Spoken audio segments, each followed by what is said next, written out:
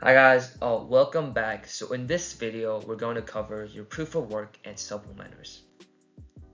So this includes all your project supplementers like your lab notebook, your engineering portfolio, your physical prototypes, or your research paper that you might have on the booth. And what I want to tell you guys is supplementers are very important in helping judges understand your project, and they're often disregarded. But these help so much in helping you stand out in front of the judges. So first, let's talk about how supplementers are very important in the science fair process. A lot of students think that the interview is the only time when judges interact with your project, right? But you actually have to prepare for two other critical phases. The first is pre-judging, and this is when before the official judging even begins, judges walk around the center, the stadium, they walk around the gym without the students present and take notes beforehand.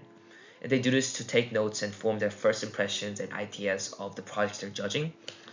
And this is very important because out of all the projects that judges are assigned to, they're more likely to go to a project with more interesting booth, with more interactive prototypes or demos or things like that. Give them more time to go take a look at your booth and scan, and that will help you obviously to convey your idea and impact and everything better. And second is doing post judging. And this is when, after all interviews have ended, and judges will return to everyone's booths and debate who actually wins first place, like best in category or special awards. I think this matters the most for best of fair when they have the first place winners and judges will walk around and discuss. And in these moments, right, when you're not there to speak for yourself, your logbook, your printed papers, and physical props are going to make a case for you.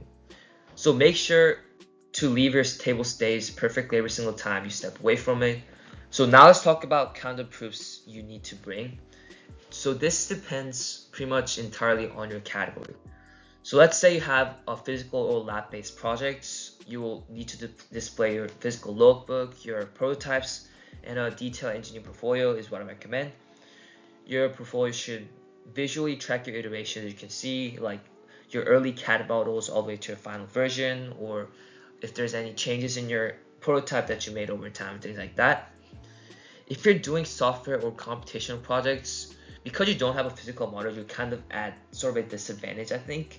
So you need to clearly show your GitHub commit history or your demo, your simulations or things like that to kind of compensate for that. Something that's interactive, something that judges can easily see, line by line, things like that. So now let's look at some additional tips that I want to give you guys. The first tip I want to give you guys is bring the actual hardware. So if you have like a 3D printed part, like a custom PCB or material samples or a structural model, bring it out and put it on the table. I've seen a lot of situations where physical projects are more favored at the regional level. And obviously that's because it simply draws more attention, right? Oftentimes judges are not professionals, so they'll be more interested and dragged onto those physical projects. And even at ISEF level, I think having a prototype that judges can look in person gives you an edge, because my team and our project had the same thing. We had a huge leg that judges could look at and we would point at each part of it, which I think helped us a lot in terms of helping the judging. So the second tip is handing it directly to the judge. So let's say you have a physical prototype or a demo or whatever. The moment you let the judges hold it and they can sense, they can feel it right physically, it gives them a way more interactive experience and makes it way more memorable.